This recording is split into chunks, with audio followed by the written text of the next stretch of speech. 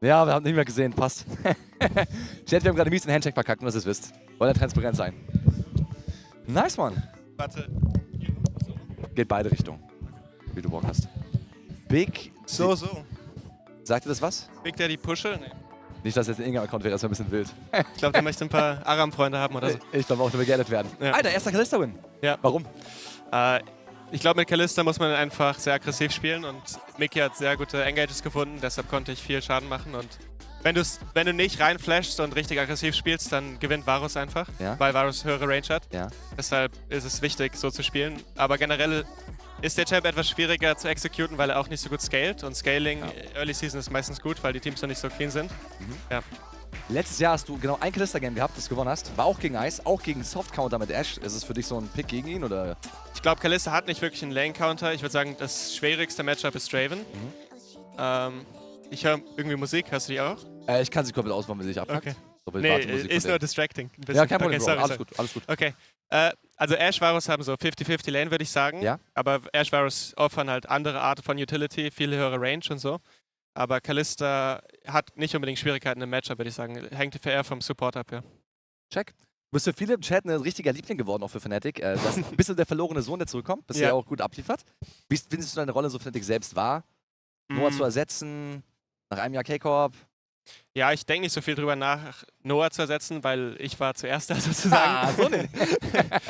Es geht mir eher darum, gute Vibes ins Team zu bringen. Ja. Ich erinnere mich natürlich an das letzte Mal, als wir zusammen gespielt haben in 2022 und ich glaube, die Teamatmosphäre war nicht die beste. Wir hatten viele Konflikte und jetzt versuche ich eher die positive Stimmung reinzubringen und eher der emotionale Anker zu sein sozusagen, dass wir gute Vibes haben, dass ich viel supporte das Team und so und generell auch in-game möchte ich viel callen, weil die Spieler sind alle super gut, wir müssen nur auf der same page sein und natürlich unsere Coaches, Grabs, kennst natürlich auch, der pusht das viel und das versuche ich natürlich auch dann in-game auch zu implementieren, dass wir auf der same page sind und einfach Spaß haben. Geil. Kannst du mir mal Gefallen tun? Ja. Nimm mal bitte die Maus und drück mal den zweiten Tab oben an, wenn du kannst. Ja. Und erinnerst du dich noch daran? Natürlich. Klick mal an. Natürlich. Was würdest du diesem Upset von damals jetzt, wenn du dich erinnerst, wenn du damals zurückdenkst, wem quasi raten oder nur einfach allgemein in Erinnerung schwelgen? Naja, in Hindsight, ich mochte meine Zeit in Schalke gerne, aber in Hindsight hätte ich gewusst, dass Sven und Mithy nach Amerika gehen. I guess hätte ich ihm sagen sollen, sign nicht nächstes Jahr für Schalke, sign G2. Und dann wäre ich schon 2018 in G2 mit Mickey. Smart. Ja. Also der Weg führt zu Mickey. Das wäre meine Advice gewesen, ja. Alle Straßen führen zu Mickey scheinbar, ja. Ich fand es gerade lustig, dass du halt gesagt hast, du willst auch für das Team so ein bisschen Rückhalt und so sein. Und ich fand damals, als wir zusammen gespielt haben, ich glaube, du warst noch 15. Und hast du zu allen immer gesagt, wenn wir nicht Challenger sind, ist scheiße, wir müssen alle Challenger sein. Ja. Und das Team so richtig gepusht. Also jetzt bist du eher, sagen wir mal, ein Rückhalt fürs Team? Oder bist du auch jemand, der die Leute noch unter Druck setzen möchte auch? Nee, also unter Druck möchte ich niemanden setzen. Ja. Ich würde sagen, meine Persönlichkeit ist, dass ich sehr offen bin, sehr outspoken. Also wenn ich sehe, wenn da irgendwas falsch läuft oder so, spreche ich es natürlich an, aber jetzt nicht in einer schlechten Art und Weise. Ja. Ich glaube, das habe ich auch viel gelernt. Ich glaube, damals war ich, mit 15 auf jeden Fall, war ich war ich bestimmt sehr toxisch, aber generell, ich glaube, das kommt halt einfach, wenn du maturest halt mit der Zeit. Ich bin jetzt schon etwas älter. War vor 10 Jahren, das Turnier ist verrückt. Das heißt, einfach ein bisschen maturer das Feedback zu geben oder auch zu schauen, wie es Leuten geht, was für Persönlichkeiten die haben. Das ist eher so jetzt die Rolle in meinem Team. Natürlich habe ich immer noch hohe Standards, weil ich hohe Standards an mich selber habe. Das heißt, ich erwarte auch von meinen Teammates, dass wir viel spielen und dass wir auch die Sachen ernst nehmen. Aber das sollte jeder machen, wenn der in der LEC ist und besonders in Fnatic. Krass, Alter. Und wenn du siehst also auch die Position für euch, dass Fnatic gewinnen sollte, ne, mit dir der zurückkommt. Wer glaubst du, euer größter Herausforderer? Im Moment? Ich glaube, gerade between KC, Giants, Matt sieht am stärksten auf der Stage aus, aber ich würde G2 auf keinen Fall outcounten. Sind 2 Wochen. Ich meine, im Moment sind sie schlecht, finde ich. Glaubst du es wirklich oder sagst du es, weil es so immer so ist? Nein. Immer zurück? Nee, ich glaube nicht, dass sie Favorit sein sollten gerade, aber ich glaube nicht, dass ein Team unbedingt wie Giants oder Matt unbedingt der Favorit ist gegen ein Team wie G2 in den Playoffs. Also die haben immer noch Caps, die haben immer noch Broken Blade. Hans Summer ist auch gut und die anderen, die Support-Jungle sind keine schlechten Spieler. Ich glaube, manchmal ist halt viel so Momentum in der Regular Season. Man verliert ein Spiel, erste Woche ist hart, die Scrims laufen vielleicht nicht so gut wie davor. Aber wenn Playoffs ist, ist es immer Reset. Solange man Top 8 kommt, kommt es eigentlich nur darauf an, wie gut man zu dem Zeitpunkt ist. Ja. Es kommt nicht darauf an, was jetzt in den Best of Ones passiert.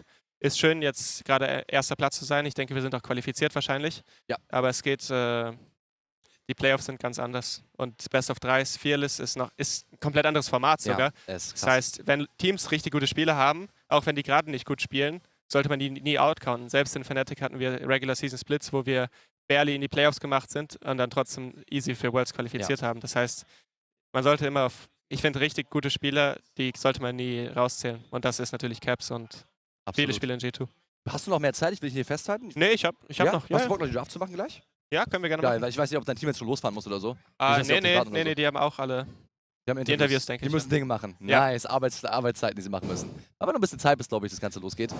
Und ja, du kannst schon mal deine Prediction, wenn du Bock hast, geben für das nächste Game. G2? Oh, das ist ein spannendes Spiel, finde ich. Ich habe auch gemeint, so eine 20 Uhr Game ist ja meistens so das Ja. kontroverse Game auch irgendwo, das Interessante. Ja. Was ist dein Take? Ja, Giants sollte der Favorit sein. Ist natürlich sehr spicy mit den Tweets von Gelotto. Natürlich. Das ist schön, finde ich, das auch zu sehen in der Liga, dass es ein bisschen Entertainment ist. Ist natürlich immer hart, wenn man dann verliert und die Community, aber das gehört halt dazu. Du sagst das. Und wenigstens schauen mehr Leute zu, würde ich sagen. Das heißt, mir gefällt das gut. Chat für Kontext, Giot hat auf der Bühne auch gemeint, dass die Jukan nicht für Worlds sich qualifizieren wird.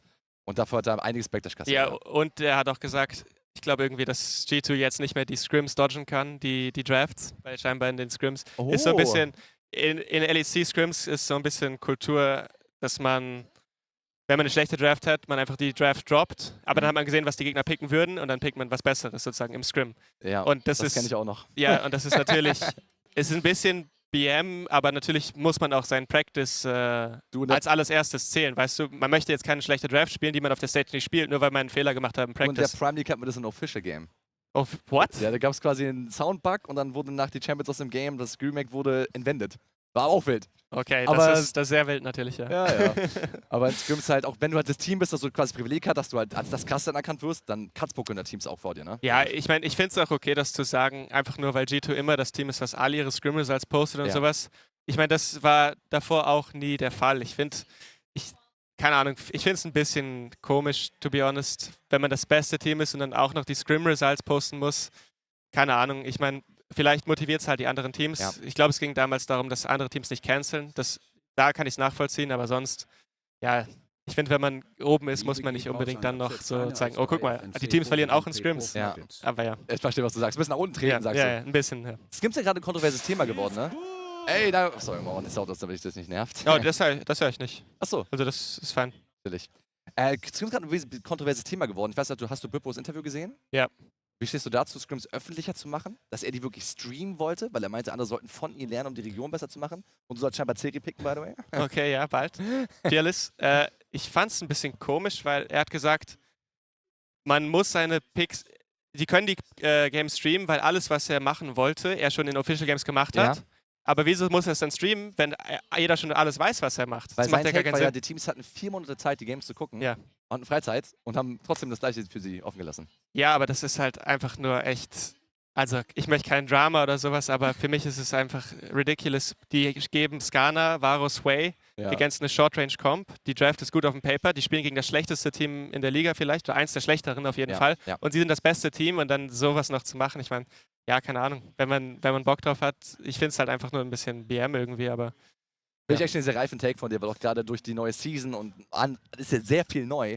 Das so zu vergleichen mit Worlds ist auch nicht ganz akkurat. Und natürlich auch, ja, es ist ein neuer, komplett anderer Patch. Natürlich draftet man nicht die gleichen Champs. Ich weiß nicht, vielleicht hatten die viele Melee-Champs oder so. Ich erinnere mich nicht genau an die Draft. Ja. Ich habe nur so ein Interview gesehen. Deshalb rede ich vielleicht gerade, ohne es genau zu wissen. Aber an sich finde ich, ja, keine Ahnung, wenn wir Heretics stompen und dann sagen, hey, wusstet ihr nicht, dass wir gut auf diesen Champs sind, wieso bannt ihr die nicht, ist es halt einfach komisch. Was sollen die machen? Sollen die Cassio, Ivan und Urgot bannen und dann Skarner geben oder was? Also. Ja, das makes sense. Aber ja. Aber interessante Connection in deinem Kopf? Heretics also schlechter als SK, maybe? Nee. Scheiße, Chat. Es gibt kein schlechteres Team als SK. Er spricht die Wahrheit. Es tut so wie Kani. Guck dir den Clip bitte nicht an, Bro. Aber nur einen Moment. Vielleicht improven die. Ja. Für Spring. Hoffentlich. Wir brauchen, ne, das finde ich so krass an der LEC. Wir haben irgendwie 30 verschiedene spanische Teams, 40 verschiedene französische. Und das eine deutsche Team ist halt SK und die sind keiner Kacke. Den brauchen wir dich absetzen, weißt du? Du musst mal auf Deutsch streamen. Wann machen wir einen Stream an hier?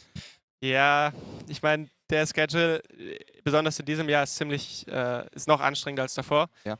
Weil alle Teams, was ich auch gut finde, trainieren noch mehr. Also anstatt 6 Scrims, 3-3, spielen wir oft 7 oder 9 Spiele pro Tag, Scrims. Und dann spielt man dazu noch meistens 5 Solo-Queue-Spiele. Also ich habe meistens 14, 13 Stunden Tage oder 15 manchmal sogar. Das heißt, da Zeit für den Stream noch ist natürlich jetzt nicht die erste Priorität. Check. Aber vielleicht fangen wir an, die Scrims zu streamen, wenn wir die Liga gewinnen, damit die anderen Teams besser werden können. Ich hoffe, dass Bippo das mitkriegt. Ich finde es auch lustig. Ich möchte, dass die anderen amerikanischen Teams besser werden, aber all die koreanischen Teams könnten ja auch die Spiele dann anschauen, wenn die ein International Tournament spielen. Ja. Das heißt, die haben alle Info, was sie über alle Wochen gescrimmt haben. Ja. Also T1 sagt ja auch nicht, ja, wir möchten jetzt anfangen, unsere Scrims zu streamen, dass alle LCK-Teams gegen LPL-Teams spielen, aber naja, egal, anderes Thema. Nächstes Mal lieber rüber. Wir werden gleich auch die Draft gleich chatten, ne? G2 macht gerade schon den Teamhalle ready. Ja. Wir gehen gleich rein. In allen Matchups. Ich glaube, Oh ja, die Draft, oder? Ja, nee, Katalin sagt, glaube ich, dass du gehen musst. Muss er gehen? Ah, ich muss gehen? Wie bitte? So langsam oder direkt? Okay, dann gib uns noch 2 Predictions, dann... Okay. Dann los, musst du los. Ich sage, G2 gewinnt, Caps 1v9. Na, alles klar, Mann. Okay.